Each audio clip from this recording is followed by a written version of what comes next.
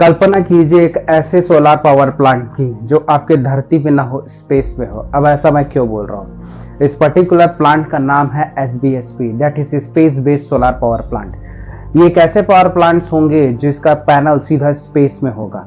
कई कंट्रीज जैसे कि जापान, और आपके जापान बोलना चाहिए या फिर आपके जो ये समझ चाहिए साउथ कोरिया है, ऐसी कंट्रीज जहां पर लैंड बहुत लिमिटेड है, ये फोकस कर रही हैं कि आपके आगे जाके एनर्जी नीड्स को कैसे पूरा है। तो इसी फिनोमिना में ये आगे फोकस कर रही है स्पेस पे। स्पेस पे ये ऐसे सोलर पैनल्स को प्लान करना चाह रही हैं जिससे कि आप ये समझ जाइए वहां से अपने एनर्जी नीड को पूरा करेंगे। अब क्वेश्चन राइज होता है एनर्जी नीड को पूरा कैसे करेंगे, क्योंकि फॉसिल फ्यूल्स अब लिमिटेड है।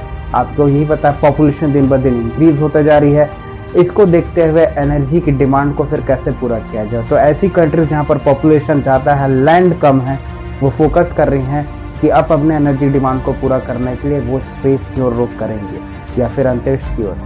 तो इन्होंने सबसे पहले यूएस ने इसका इनिशिएटिव ले लिया था। लगभग आपके इंसान के चांद पे कदम रखने से 1 साल पहले 1968 के आसपास पीटर ब्लेजर जो थे, इन्होंने एक फिनोमिना दिया था और इसके नाम से इन्होंने यूएस पेटेंट भी करवा लिया था। इन्होंने पहला कल्पना किया था कि SBSP that is space based solar power plant की इन्होंने कल्पना की थी। ये फिनोमिना काम कैसे करेगा?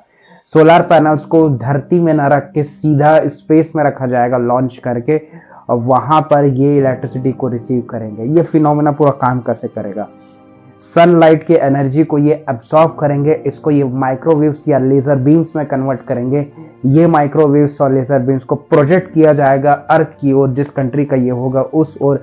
वहां पर सर्कुलर पैड्स होंगे या आप एंटीना जैसे मान सकते हैं। इनको एंटीना बोल के रेक्टिनास कहा जाएगा, और ये उस लेजर बीम में माइक्रोवेव्स को रिसीव करेंगे और उसको वापस इलेक्ट्रिसिटी में कन्वर्ट करके अपनी बैटरीज में स्टोर कर लेंगे, और इसी इलेक्ट्रिसिटी का फिर फर्दर वो कंट्री यूज किया करेगी।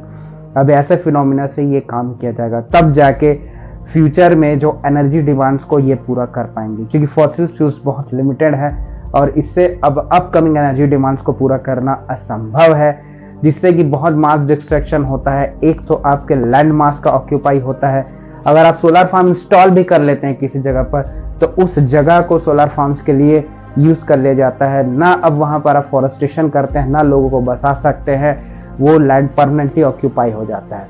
तो ऐसी कंट्रीज जिनके पास लैंड लिमिटेड है वो इस जगह ऑक्यूपाई कर रही हैं और ऐसा सपना यहाँ पर देखना चाह रही हैं। और इस पे यूएस ने 1968